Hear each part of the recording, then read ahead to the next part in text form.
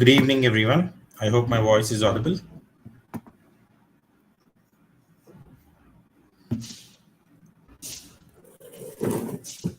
Good evening, everyone. I hope my voice is audible. I am visible. So can anyone confirm me if my voice is audible? I am visible in the chat box.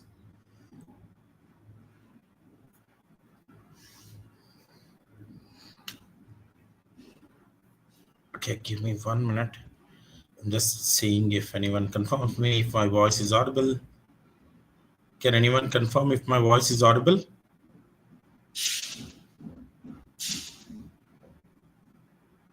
Okay, yes, perfect. Thank you, thank you. So I'll start with my topic. My topic for today is on adaptive clinical trial design. So this is one of the best design we can ever have because this is where the clinical trials are going, the future for efficient drug development. So the topic name is adaptive clinical trials. The name itself indicates that we are going to adapt the changes very rapidly, very frequently. We are going to change our designs where the future of drug development is there, where we don't have much failure rates for clinical trials. The first, what is today's agenda? What I'm going to do it is evaluation of clinical research. So basically the clinical trials are constantly evaluating so that we can meet the patient needs and also regulatory demands and market pressure. So there are three things. One is the patient needs.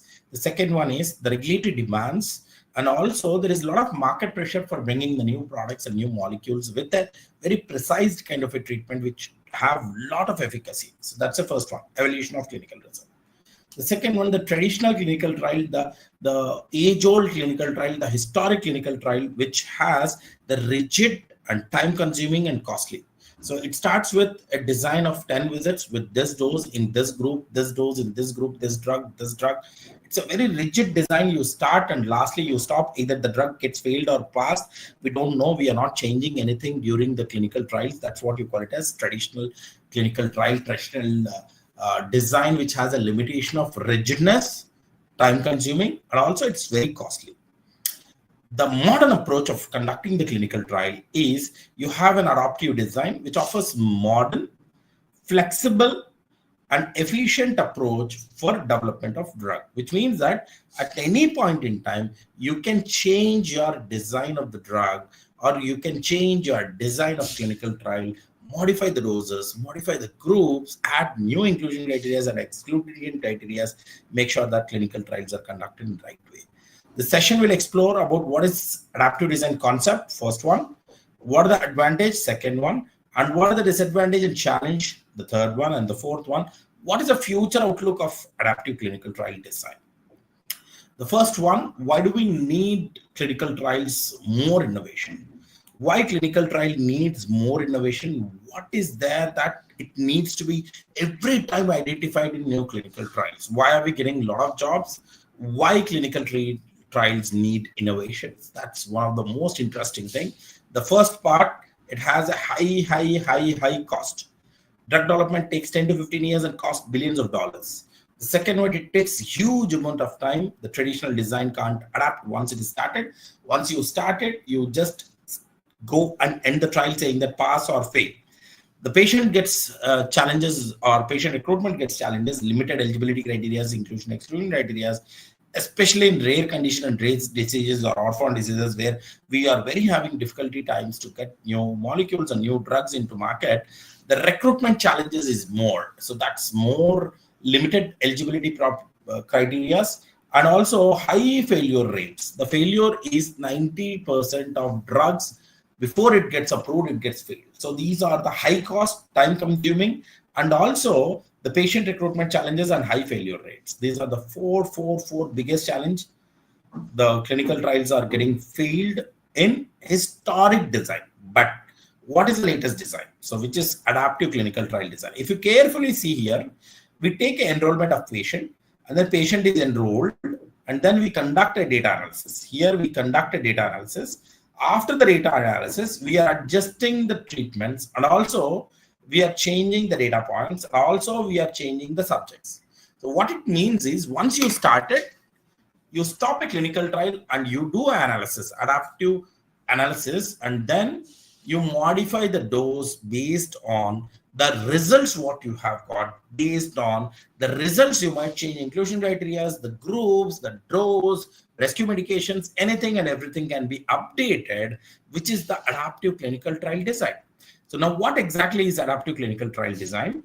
Adaptive design allows modification to trial procedures. It means that in a rigid, there is no modification allowed, there is no changes allowed. You start a clinical trial, you stop a clinical trial, and finally you say it's a pass or fail. But now you can modify the clinical trial during the ongoing clinical trial based on the interim analysis data. Based on analysis of clinical trial data, you are modifying the results, you are modifying the designs, you are modifying the trial procedures of interim data without undermining the validity and integrity of clinical trial data. The right, safety and well-being and validity and integrity of clinical trial data are not being in a problem. Without modifying that, we are going to change it. The core principle of the adaptive design is the pre-specified adaptations can be made while trial is ongoing. So while trial is ongoing, you can do a pre-specified adaptations. That's the first point. The second point, the key benefits, the very important benefits is the flexibility with scientific rigor. So the flexibility, the modifications, the changes can be done with a scientific rigors, ensures that more efficient decision making can be done. The key principles of adaptive design, the first and foremost point, flexibility. It can adjust the trial conduct without restarting. You don't need to say that, boss, I am thinking that my trial might fail. You can change your flexibility and start your clinical trial. That's the first one. The second one, there is a pre-specified rules. All adoptions can be planned in advance to avoid the bias. It means that you can plan earlier only, saying that I might change this. I might come up with this kind of pre-specified rules. Third one, efficiencies can be maximized. Maximize resources and also reduces the wasted effort. The reducing of wasted efforts and maximizing the resources can be done. The fourth one, ethical considerations. The ethical considerations is one of the most important thing. Maximize the patient exposure to inefficient treatments. Last one, regulatory alignments. All the changes must have transparent and also justifiable as per the regulations. Regulatory requirement has to be understood for the adaptive clinical trial design. Now, the types of adaptive designs. The first one, the group sequential, where interim analysis allow early stopping for efficiencies and futility. Early stopping can be done. That's the first one, which is called as group sequential. The second one, response adaptive. The allocation ratio can be adjusted based on accumulating response. So the response can be changed. The response can be updated based on the allocation data.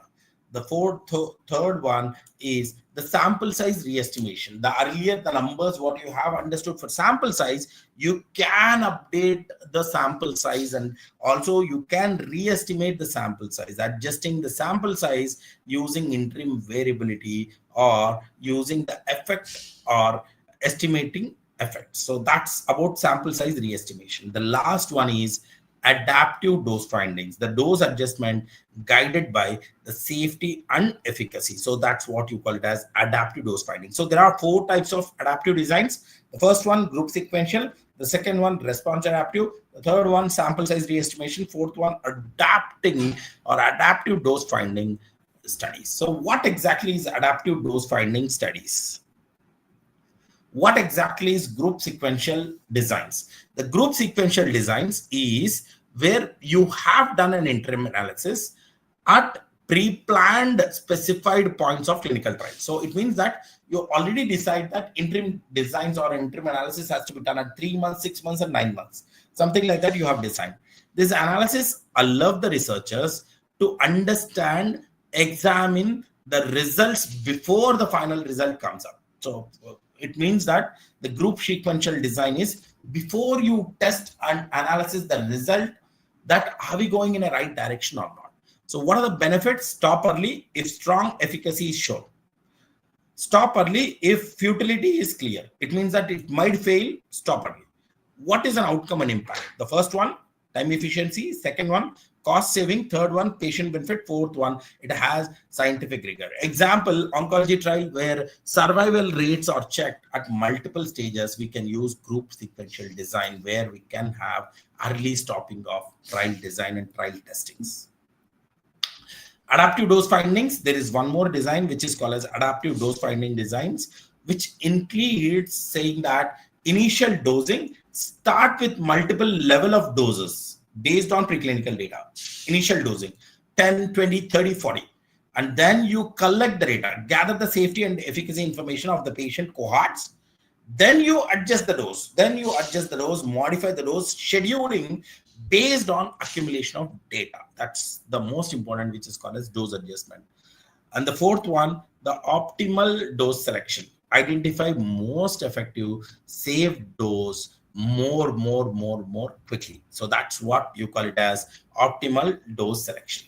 So the biggest benefits of adaptive designs, the speed, faster decision making, because you can check whether clinical trial is going correctly or not. Cost effective, reduces the unnecessary spendings. The ethics, patient less likely to receive the ineffective treatment. Flexibility allows the real-time responses to the findings, and also better patient experiences where improves engagement and retention. That you don't have the failure rates more because you can test at interim and also you can give the final results. The case studies and success stories, we had COVID-19 vaccine. Pfizer trial used the adaptive elements to rapidly global testings. Oncology trials are being used. Rare disease studies are also being used for limited patient population because rare diseases have very limited patient population. That's why we have used this kind of designs. The biggest challenges, the statistical complexity requires very advanced modeling and mathematical modeling and statistical modeling. And the next one, regulatory scrutiny. Must ensure the transparency and also adherence to guidelines. Third one, operational burden. Operational burden, which demands robust data collection and also real-time monitoring. The last one, resource need is more specialized team and technology infrastructure is needed. Adaptive design can be used in rare diseases, which is on very orphan kind of a diseases, because adaptive designs maximize the learners, very simpler or smaller cohorts, allow rapid adjustment to study protocol, increases chances of successful therapies. The benefits, faster decision making, higher approval, ethical advantage, and collaborative potentials. And this is what is difference between adaptive and traditional designs. Flexibility, fixed, while it is flexible, time longer, shorter, and cost higher, lower. Ethics, rigid and patient-centric. Regulatory acceptance, limited, and also very growing in adaptive. What is future trends for adaptive design is it can be doing on digital trials where integration of decentralized and virtual component can be taken care. Precision medicine based on personalized adaptive designs based on the genomics and omics data. AI-driven simulations to model more trial scenarios before executions, and global collaborations, multi-country adaptive trial designs for diverse patient population can be done. And key takeaways, the efficiencies, adaptive clinical trial increases the efficiencies, reduces the time and resources and also cost. Ethics, improve the ethical considerations by minimizing the exposure and ineffective treatment. Cost effectiveness, it reduces the unnecessarily spending through more targeted approach, supported by major regulatory authority, including FDA, EMA, ICH, PMDA, and also applicable in oncology and rare diseases and vaccine development. Adaptive design represents the future of drug development and the patient-centered clinical trial.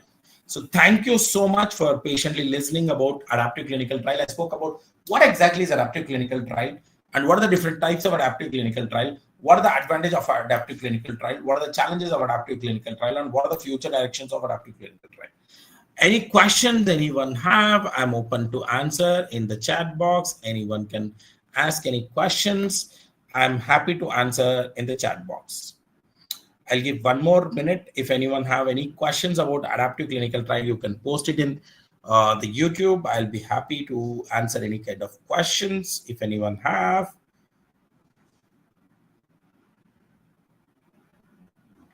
So thank you for joining YouTube Live on adaptive clinical trial designs, the future and efficient For more updates and session, please follow us on YouTube and LinkedIn and Instagram. For queries, please do write on info@linosol.com, and please visit on www.linosol.com. Together, let's shape the future of clinical research. So thank you so much for joining today's live session. I hope today's session was very useful and helpful for everyone who have joined. What about okay, I think I have got one question. Let me check the question. What about give me one.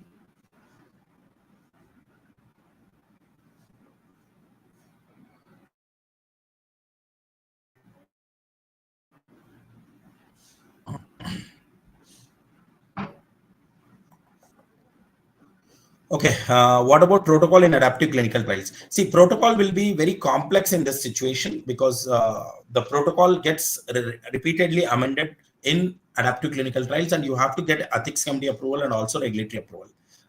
I'm not saying that anything can be done, but all the changes have to undergo as per your ethics, regulations, and guidelines. The protocol, which has earlier was being defined particularly, will not be there. It will be completely changing and completely updating. So that's where the protocol in adaptive clinical trial designs will be there. The first design will be changed and updated based on the outcome of analysis of the data. I hope I have answered your question. Thank you so much. Have a nice, wonderful evening. Have a nice, wonderful weekend. Have a nice day. Thank you. Thank you.